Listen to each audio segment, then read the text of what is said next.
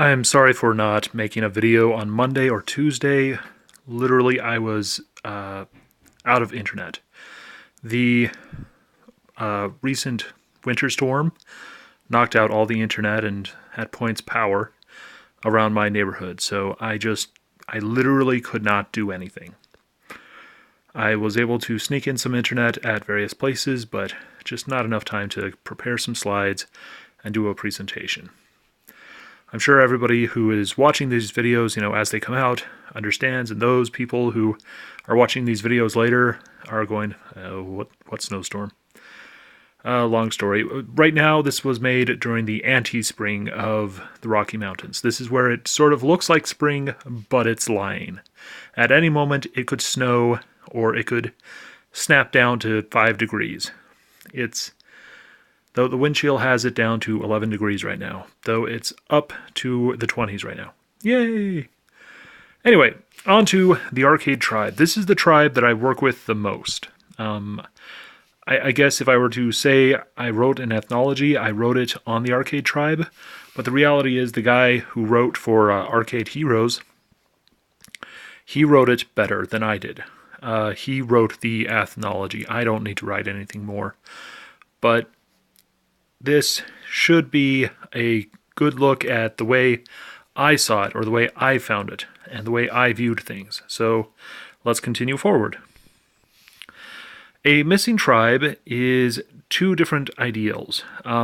This is a picture of a tribe that is supposedly untouched by civilized hands. This is the first time they've been looked at. It's a helicopter, and they're freaking out because it's a helicopter. They've got war paint. All these people are saying these things. And then an anthropologist who actually studies these groups goes, no, they know about civilization. They've seen helicopters. They know what planes are. They may not have any greater understanding of it, but they know that the planes exist and that there's this place where all this stuff happens. They're just like, well, we just don't live there and we don't want to either. And this is a picture in Brazil, in the Amazon rainforest, and the people of Brazil, the government of Brazil has just said, we're not going to touch these people. They're going to be left untouched. They are missing. They are missing from civilization, and we're okay with this. That at first sounds racist, but it's actually an attempt to not be racist. They want these people to live as primitively as possible so that they can remain pure.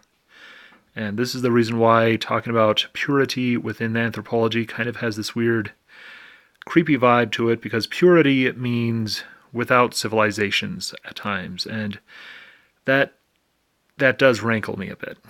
Anyway, another term for the missing tribe is information or a tribal group that has gone missing. We know it's in a certain area and that they live there and that they've got plenty of modern things with them. We just can't find them. This is a common thing within languages. You want to go study a language, so you travel to the middle of Siberia, and you go and you talk to these people, and you're like, oh, such and such woman, she speaks this language. Oh, okay.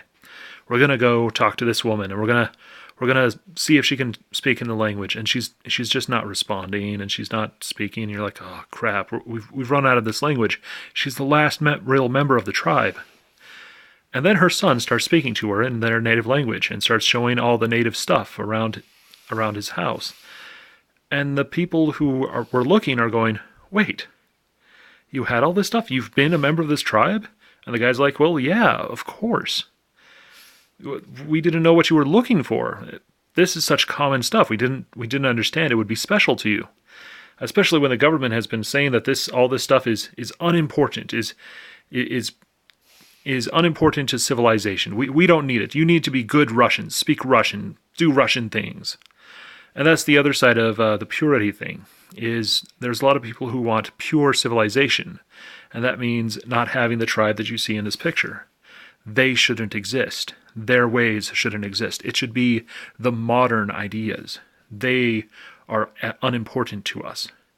So you see the other side of that purity, or of that racism, where they want these people to, be walking around with cell phones and to be having modern buildings and all this stuff and just give up everything they love because, civilization should be in their lives. And it's just as racist the other way. kind of an interesting thing.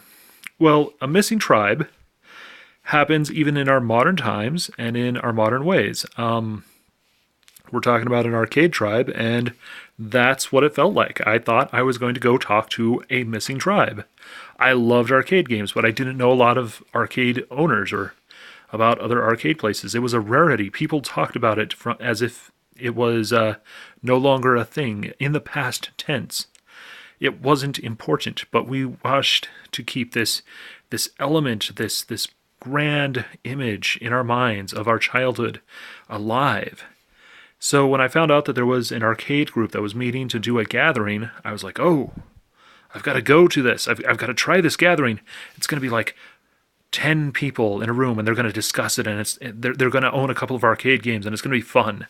I met an arcade guy when I was serving my mission in Phoenix, and he owned 5 arcade machines, and I just thought it was so cool.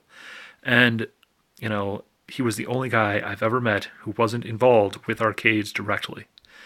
And I was just like, okay, it's probably going to be like that. A couple people, 5 guys, 5 games each, not a lot. Well, guess what? I was completely wrong. The Northwest Pinball and Arcade Show was mostly the Seattle area, Seattle-Tacoma area. And the people there, just the meeting itself had 50 people in it. And each person owned multiple games, and they were very organized, and they were ready to do things. And they had to find large venues just to have meetings for the Northwest Pinball and Arcade Show. And I was just like, whoa, this is way bigger than I thought it was. It was the missing tribe. It's the son speaking to the grandmother, and you think, oh, wait, he is a member of the tribe. The tribe has been around me the entire time. I just didn't recognize it. And that's the thing, is we have people who are part of this tribe right in front of you. There's tons of them. They just don't get spoken a lot in video game articles or in video game websites about people who gather stuff. I mean, major YouTube stars own arcade games. I don't feel like naming names. I don't know any of them personally, so I'm not going to name them. But some of them have come out and said, yeah, I own arcade machines. I mean, Mark Bussler of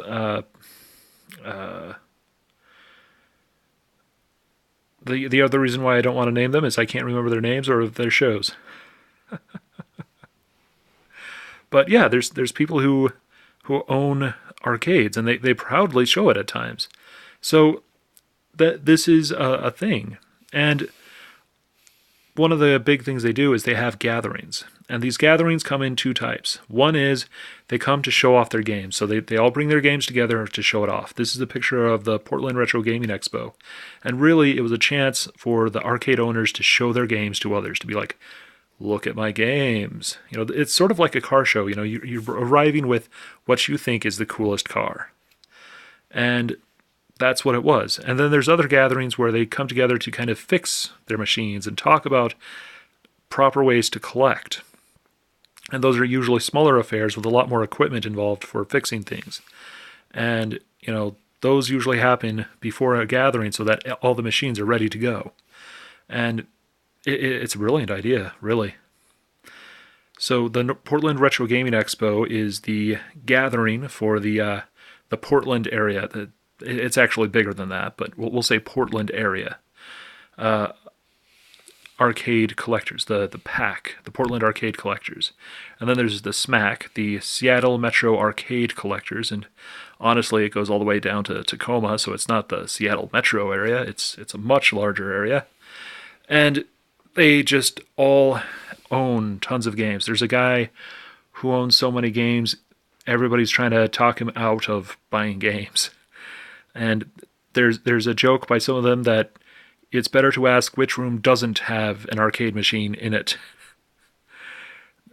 to give you an idea of just how jam-packed some of these houses are and how they go, okay, this is the game. This is the game I want you to own. Speaking of which, one of the games that I actually want to own is in this picture. It's Crazy Taxi right there. I love that game, and every chance I get, I play it. So, once you get into this group, you kind of make this list of games that you want to own. For me, it's Crazy Taxi, Strider, a Street Fighter of some kind, a Neo Geo MVS with multiple games, Samurai Showdown, and all that. And, Virtual On, stuff like that.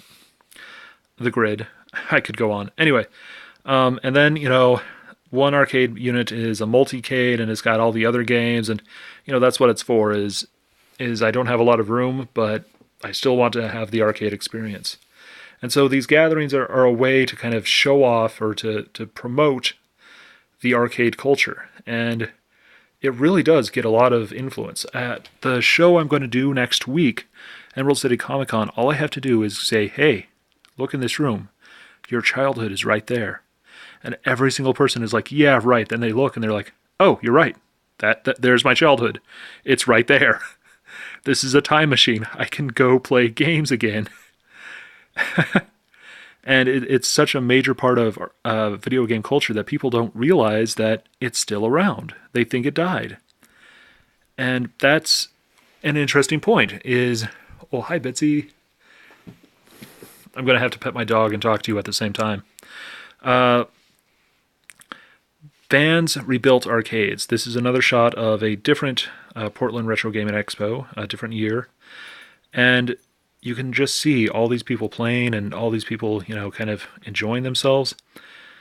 And with all of these collectors, they started to have so many collections that they started to loan out their games to arcades to make a little money because they didn't have any room anymore, and this made some extra money.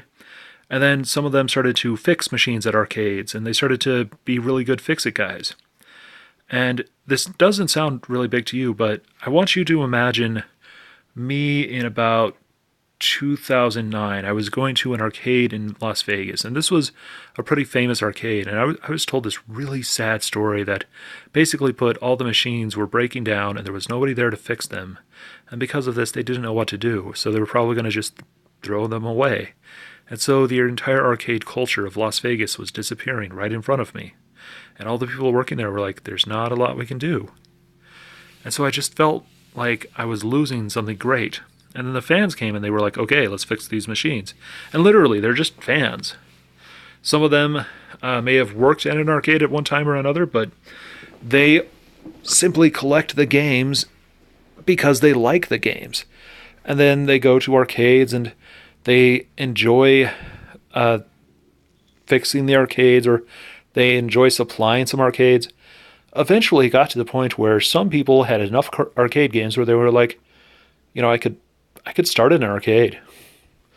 And this is where it gets interesting. A lot of the major gatherings are for people to show off their arcade games and to show games that nobody else has seen. And, this feeling that arcades are disappearing. Well, all of a sudden, all these collectors have enough games that they start their own arcades.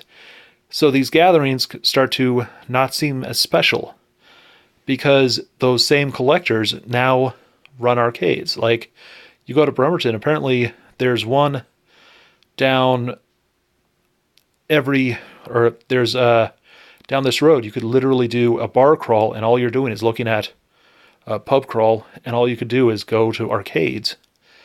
And the same thing in multiple parts of Seattle and other areas where you could just walk and you could find several arcades, and the arcade is slowly being brought back because these fans are collecting the games, whether for their own purposes or, just to have a little extra money around.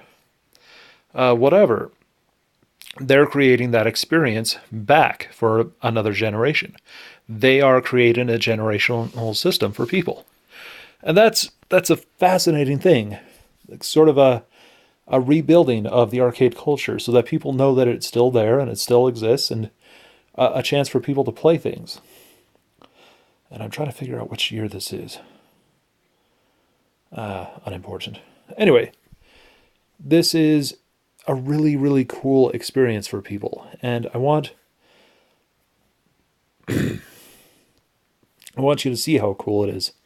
So this is the beginning of the arcade culture. I'm actually going to, while posting this, I'm going to be uploading this, and right as soon as it's uploaded, I'm going to record another one. So Those of you just watching along, get ready for another one. It's going to come out really fast, just so that I can make up for not being able to make a video for Monday. So here we go. Catch you all later.